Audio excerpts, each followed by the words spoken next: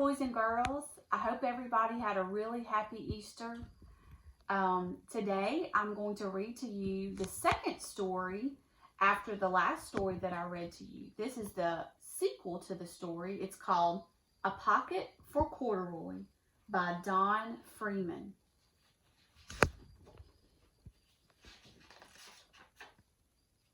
He was the author and the illustrator of this book. Late one summer afternoon, Lisa and her mother took their laundry to the laundromat. Lisa carried along her toy bear, Cordoroy.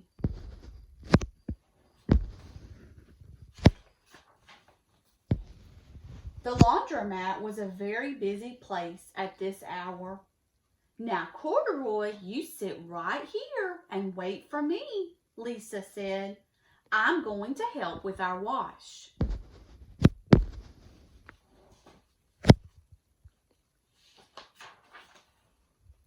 Cordoroy waited patiently. Then he suddenly perked up his ears. Lisa's mother was saying, "Be sure to take everything out of your pockets, Lisa dear. You don't want your precious things to get all wet and soapy."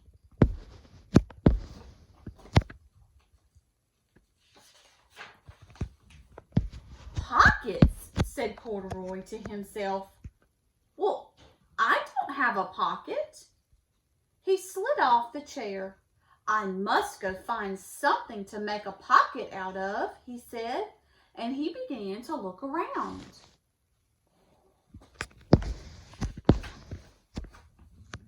First, he came to a pile of fancy towels and washcloths, but nothing was the right size or color.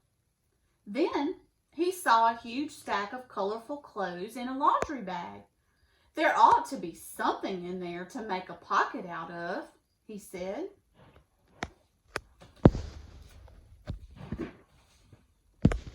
Without hesitating, he climbed inside the bag that was filled with pieces of wet laundry. The dampness did not bother Cordoroy in the least. "This must be a cave," he said. "I've always wanted to live in a dark cave." Later, when Lisa looked for her bear, he was gone. "Oh, Mommy," she cried, "Cordoroy isn't here where I left him." "I'm sorry, honey," said her mother, "but the laundromat will be closing soon. We must be getting home." Lisa did not want to leave without Cordoroy, but her mother insisted. "You can come back tomorrow," she said. "I'm sure you'll find him." As they left, a young man wearing an artist's beret was taking his wet laundry out of a bag, the very bag Cordoroy had discovered. Before he knew it, Cordoroy was being tossed, together with all the sheets, shirts, shorts, and slacks.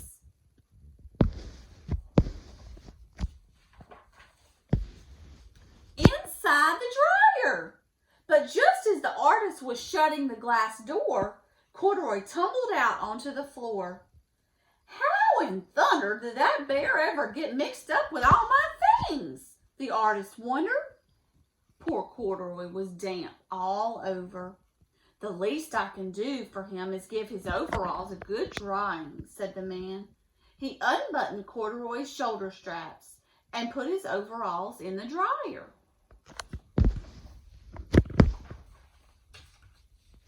Cordoroy grew dizzy as he watched the clothes spinning and spinning around. But the artist became inspired. "This would make a wonderful painting," he said, as he took a sketch pad out of his pocket and began drawing the swirling colors. "I can hardly wait to get back to my studio." Finally, the dryer stopped whirling, the man gathered up the clothes, and he helped Cordoroy put on his warm, dry overalls. All at once, the manager of the laundromat called, "Closing time! Everybody out!"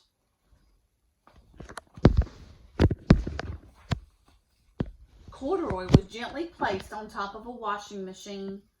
"I wonder who that bear belongs to," said the artist as he was leaving. He should have his name on him somewhere. He's too fine a fellow to be lost. As soon as the lights were turned off, Cordoroy began his search again.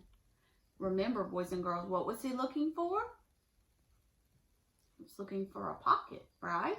Remember, he wanted a pocket like Lisa. He was surprised to see something white glowing in the dark. Maybe it's snow, said Cordoroy. I've always wanted to play in the snow. He accidentally tipped over the open-lidded box, and suddenly he was covered with soft, slippery soap flakes. Gradually, Cordoroy began to slip and slide. Oh, what fun, he said with a smile. I've always wanted to ski down a steep mountainside. He's having all kinds of fun. He landed paws first in an empty laundry basket. This must be a cage, thought Cordoroy, peeking through the bars. I've never wanted to live inside of a cage like a bear in a zoo. But by now, Cordoroy felt very tired.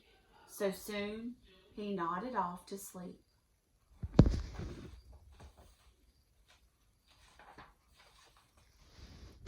The next morning, when the manager came to open the laundromat, there was Lisa waiting.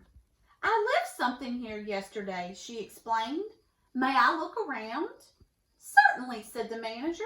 My customers are always leaving things.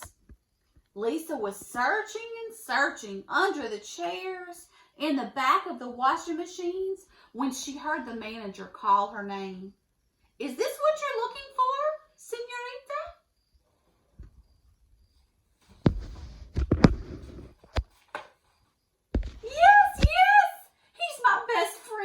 Shouted Lisa. She reached in and picked up Cordoroy out of that basket. So this is where you've been hiding, you little rascal, she said.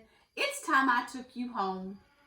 Lisa thanked the manager and ran down the street, holding Cordoroy tightly in her arms. I thought I told you to wait for me, she said. Why did you wander away? I went looking for a pocket, said Cordoroy.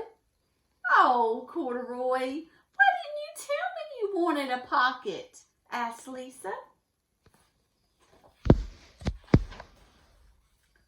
That very morning, Lisa sewed a pocket on Cordoroy's overalls.